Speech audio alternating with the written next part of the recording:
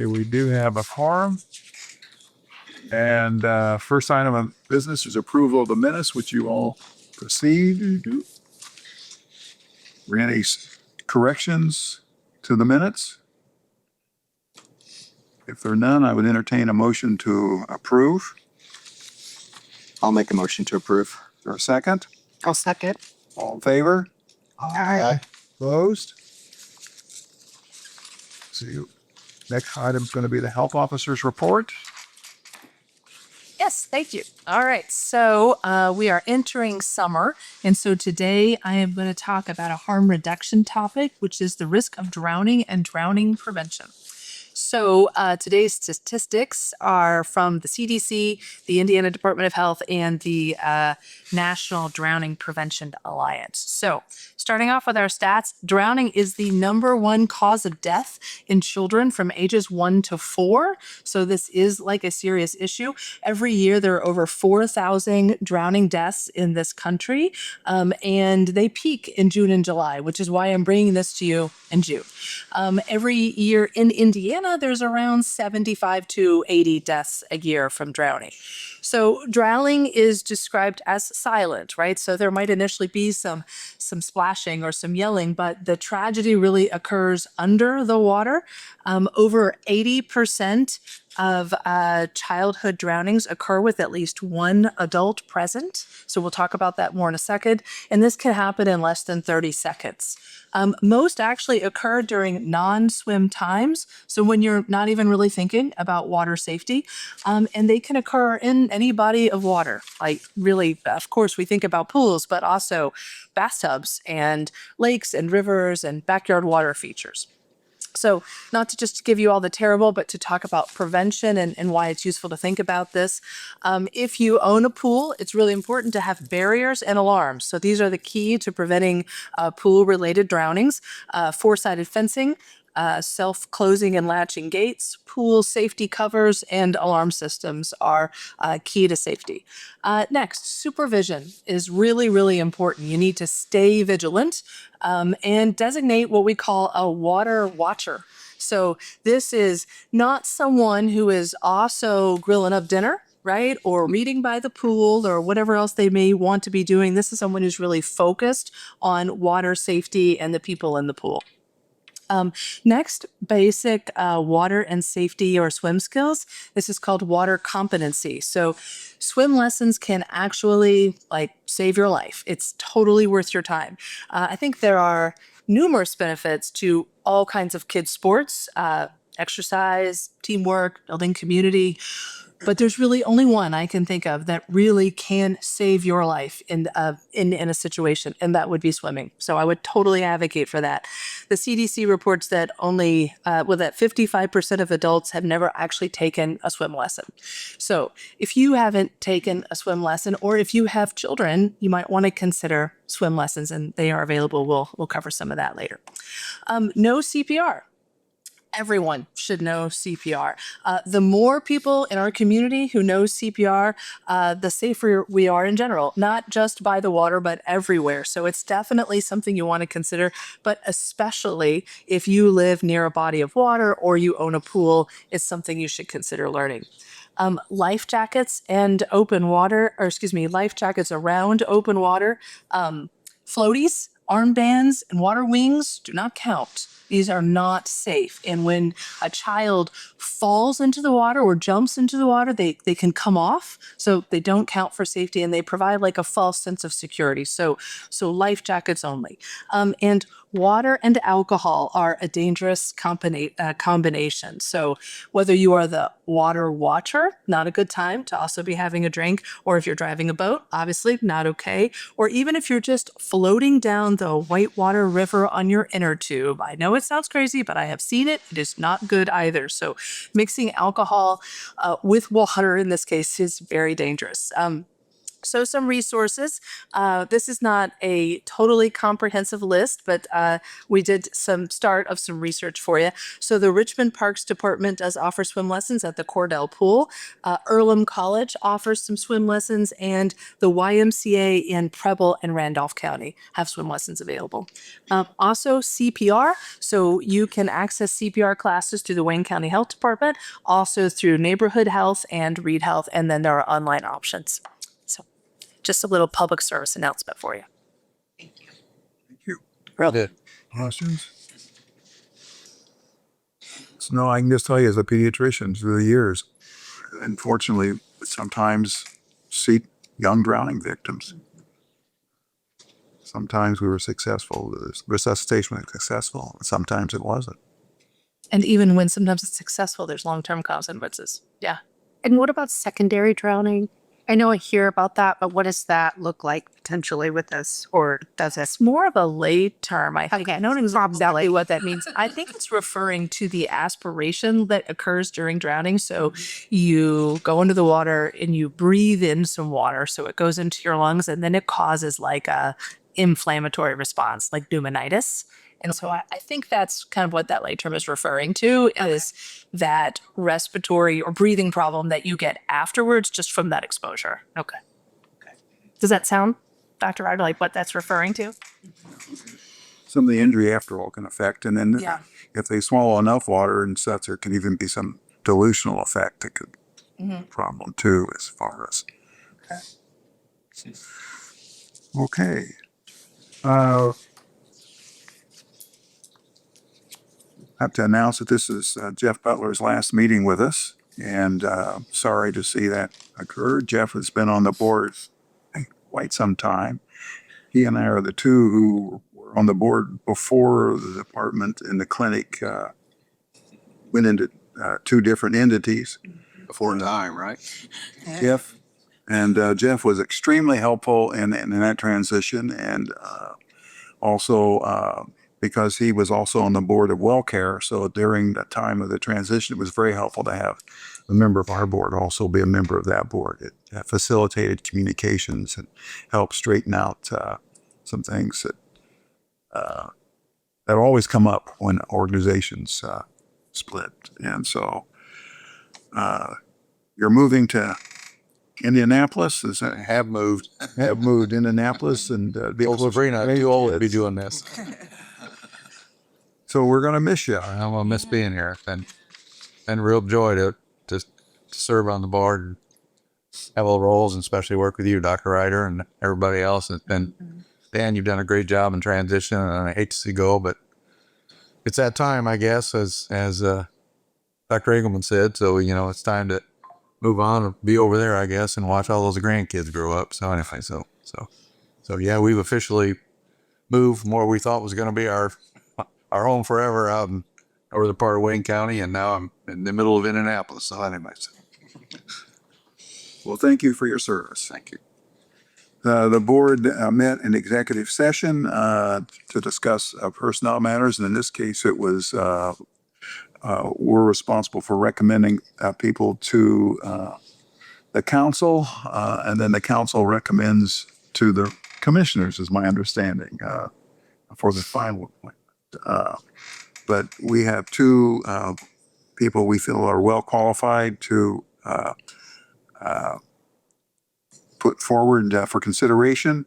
One is Roger Smith, who is a former, actually, council member, and who also is an education administrator. The other is Brandon Guth, PA, who's had a lot of experience in hepatitis C and opioid disorder treatment, who is at RPA, which is part of Reed. And that's Brandon Guth, and we recommend that he also be considered for the position. So is there a motion to submit those two names? So moved. Second? Second. Okay. All in favor? Aye. Opposed? Okay, thank you. Next is Clinical services report. Beth's not here. She had a prior obligation, so I'll be going over that. And just a heads up, I will not be here in the July meeting. So Beth will be most likely covering my part. The July meeting, I'll be on vacation. So we'll do a little bit of the May overview for the clinical services. We did the 25 TB test. We're still treating 3 latent TB cases. Vaccines, we did 21 children, 34 adults. STI testing, we did 36 HIV, 31 Hep C, 35 syphilis, 31 chlamydia and gonorrhea. Out of those tested, 11 were positive, and we're treating all the STIs there. Anybody that tested positive for hepatitis C or HIV, we referred to Connecticut Care or Damien Center. SSP, we served 163 participants, 2 new, 13,090 needles in, 12,770 out, 86 naloxone out, 3 dispatch calls for pickup. Case management, 121 cases. We'll just go over the major ones. 5 Hep B, 15 Hep C, 9 latent TB, 75 lead, elevated blood levels, and 5 animal bites. So we're doing the case investigation on all those right now. For social media, we had 24,500 views, 286 interactions, and reached 9.2 thousand people. I believe that's what, I'm not big on social media. I think that's what that means. And 15 new followers. Are there any questions on the services that we provided or any of the case management? And on the lead, did you say 75? 75 with elevated blood levels. And that's just our county. That's just our count, correct? Correct. All those don't require action as far as risk assessments and stuff, but they do require education.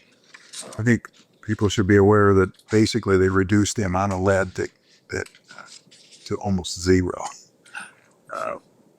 Whereas if we use standards of 10 years ago, there might not be any of those cases reported. Right. They moved it from, if I can remember, it's been a long time since I was licensed in lead, but I think it was like 5.5 and it's down to like 3.4 or something like that. And I mean, it reduced quite a bit. So don't hold me to those numbers, but it reduced drastically over the past few years. And that is to get in line with the federal government and HUD. When it comes to HUD housing, they have guidelines. So. And so this lead exposure, where do we think this is? What are the common causes of this lead exposure? Is children eating paint? Mostly, it's mostly home exposure. Whether it's lead paint or tile around old fireplaces, or a lot of toys and food from the Mexico area. You could remodel the inside of the house, but you can still get dust from the outside of the house. So if you got old lead soffits or gutters, or, it could fall into the drip line. The kids walk through it, drag it into the house. And then typically, when children are at crawling age, they crawl, and then they put their hands in their mouth and ingest it that way. Kids like to suck on toys. One case, a child had an infection for batteries. Suck on batteries. So there's a lot of things, but it's mostly home exposure. Okay. And are children regularly tested for lead exposure, or how is that detected? Just get education. Typically at their well visits every year. Okay. Well, it's not every year. There's certain ages Okay. that it can be done anytime if there's a suspicion. Sure. But I think age 1 and They have that too. It's one. It used to be only Medicaid. Children insured by Medicaid was required. Now it's required for everyone, and there is certain ages. But I think it's like 1, 3, and 5 maybe. Children age out at 6, so no longer need to be tested after 6. So the next thing for the clinical side is the SOP, operating procedure for providing allergy injections. Did everyone receive that? Have time to review that? Are there any questions on that procedure? okay, now that's with a allergy Right. It's in Cincinnati. Is that correct? Correct. They used to be located here in Richmond, and they shut operations down here and moved to Cincinnati area. But a lot of the patients from here were left with nowhere to get their allergy injections. And did they approach us, or how did this come about? We started getting the patients started contacting us directly, and that we told them we couldn't inject them at that point. So then Beth made contact with the prescribing physician, and that she worked on that partnership with the physician at his facility. And who's responsible for the solutions? As far as the medications, the patient is. The patient has to get them from the prescribing doctor, and then they bring the prescriptions to us. So they keep them and bring them. They get the initial vial, they bring it to us, we store it on site so we can ensure that it's stored properly. So the patient's responsible for transporting it Correct. to us with the orders. How are the orders transmitted? I mean, Sent to us through the EMR, I believe.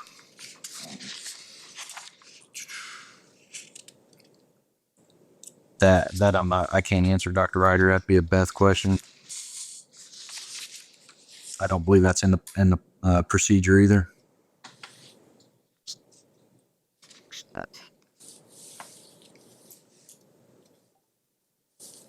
I can't answer that question. I don't know. I can find out before we approve the policy. We can wait till next meeting. I mean, assume that somehow we would get directions from. Yeah, we have all the documentation as far as the directions on how to administer the medication, as far as the step up program, the maintenance program, which is found on the policy on that page there. And does it say in there how they communicate if there's a reaction? Get that too. They communicate it to us, and you're talking about within that 30 minutes after injection, or they communicate it to us if there's an error. They're required to stay at our facility. Then who do we communicate? Do we communicate that back to their provider? Yes. If they had a reaction. Yes. To get further instructions, because that usually means that it's going to be a modification. Yeah, we would stop the injection cycle and wait on orders from that physician. So we would also contact that physician. We would put that on the patient. Would you like those added into the policy or the procedure? Yes. I think two things. How do we know the orders are accurate? And then the policy for communicating any problem we have or observe back. And then how that's reconciled.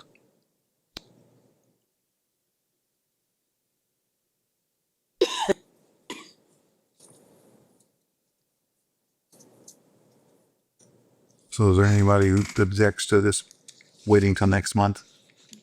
No. Sounds great. Are there any other questions on any of the other parts?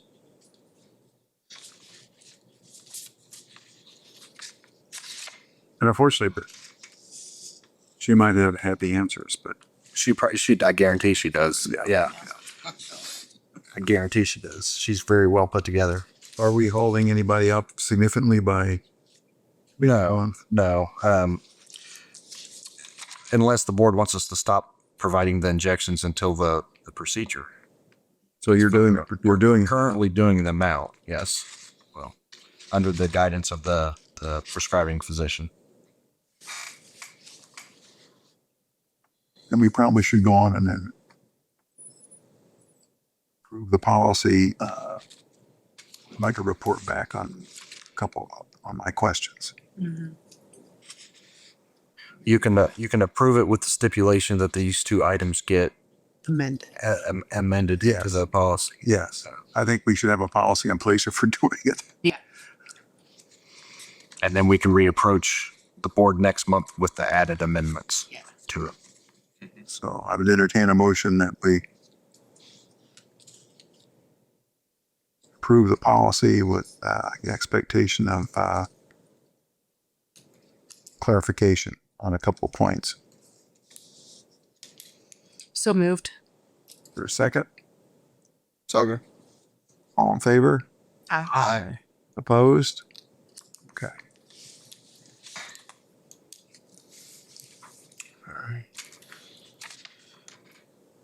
Chad, I'll pass it over to you for environmental. Okay.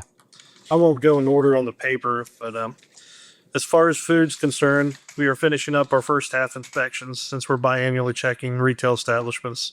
I think we have about a handful left to do. And then we're also getting ready for the fair. Right now, we have 36 food vendors coming to the fair, which we will inspect most of those on Friday before the fair starts. As far as septic, we had 2 septics that were in failure. The one on Greenmount Pike is actually in the process of being repaired now. The one in Williamsburg, she's starting to address the issue, looking at contractors and pricing. Our pools, we now have 2 certified pool operators. That's inspections. And then all the pools in town now are open except for one, and that place is getting re-inspected today to try to open. As far as housing, we do have one unfit house on River Court that has been transferred to our attorney. They don't have any utilities and they have not followed any of our orders. So And how long we've been dealing with that one? at August of 24. So we've gave them several chances and opportunities to comply before we took it to legal. And we've attempted any sort of assistance. We've attempted to give them time, family members, everything, and they're just not trying to comply. So With every housing case, we always offered them guidance on assistance. So we supplied them with, the trustee's office or, whatever there is out there. We always do provide that. that's all I have for environmental.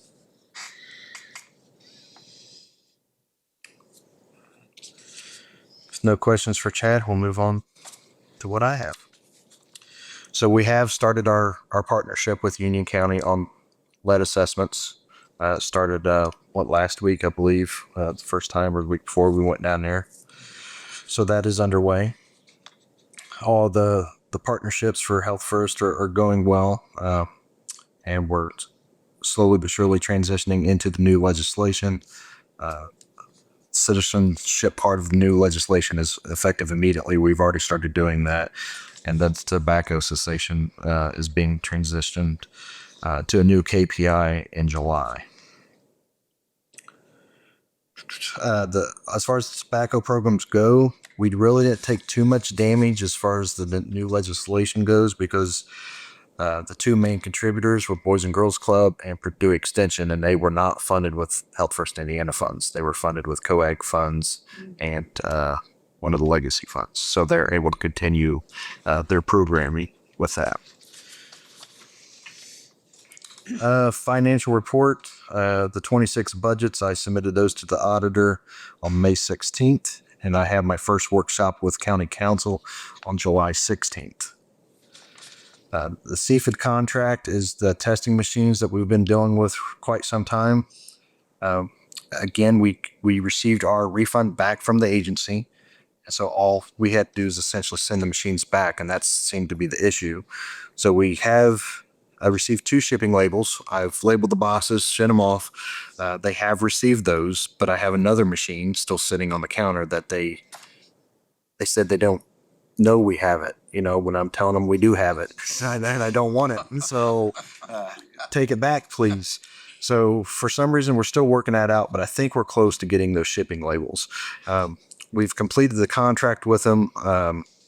As far as the cancellation of the contract, we sent back the machine that they did have registered, and we've also issued the $8,000 check. So we've completed our terms of the contract, so we're clean. So if they don't come pick up the other machine or they don't supply us with labels, I guess I'll stick it in the garage for a while. But we're doing everything we can on our part.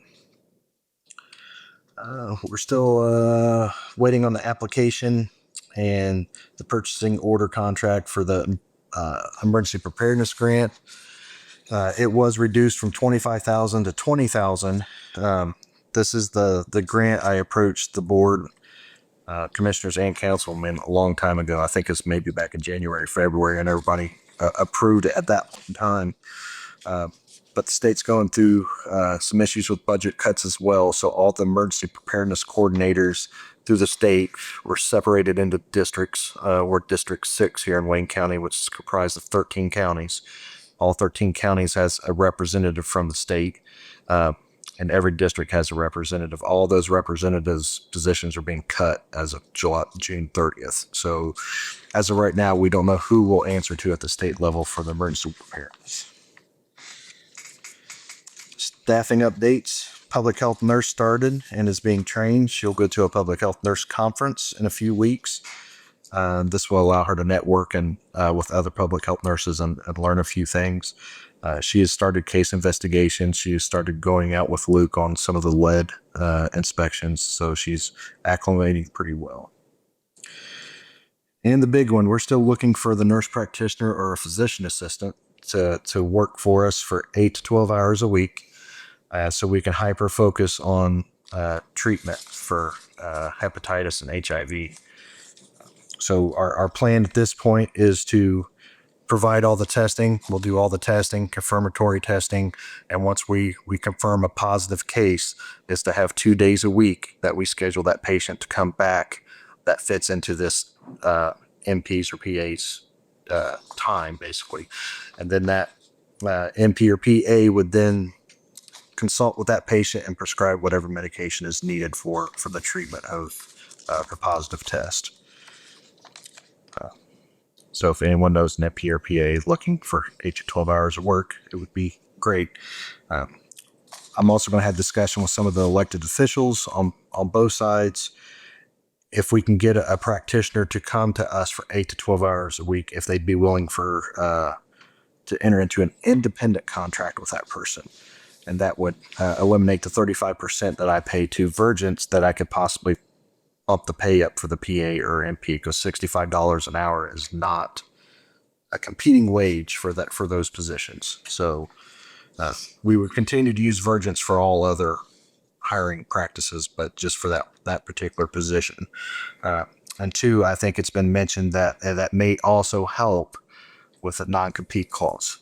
A lot of anybody that works, most of the physicians in this area and practitioners work for Reed Hospital, and everybody has a no compete clause. So this may help that as well, because Virgins could place those people anywhere if they were employees of Virgins. So.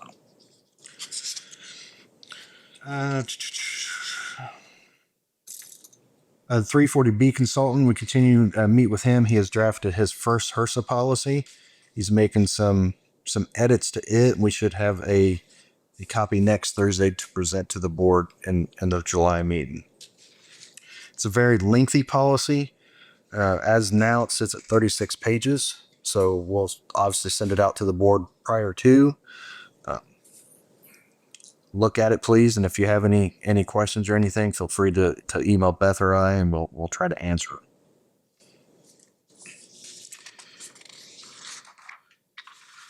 Lastly, we'll be at the fair from June 21st to the 28th. We've rented a spot there. We'll be providing education on clinical services and environmental services. Our clinical staff will be providing blood pressure checks, blood sugar checks, and cholesterol checks.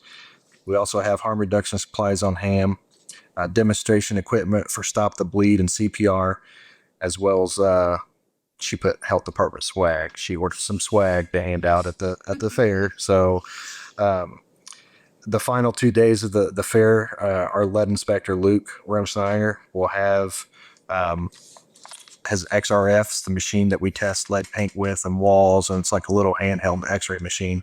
Gives us lead levels and different things. He'll have that on site, and the public's welcome to bring in toys, dishes, anything they want, that handheld, obviously, that they can bring in, and we'll test it to see if it contains lead for them. So I believe that is all I have. Any questions? Meetings are getting shorter. Any other old business? New business? Looks like our next meeting will be July 8th. And entertain a motion to adjourn. I'll move. Second? Second. Favor? Aye. Opposed? Return. Thank you, everybody.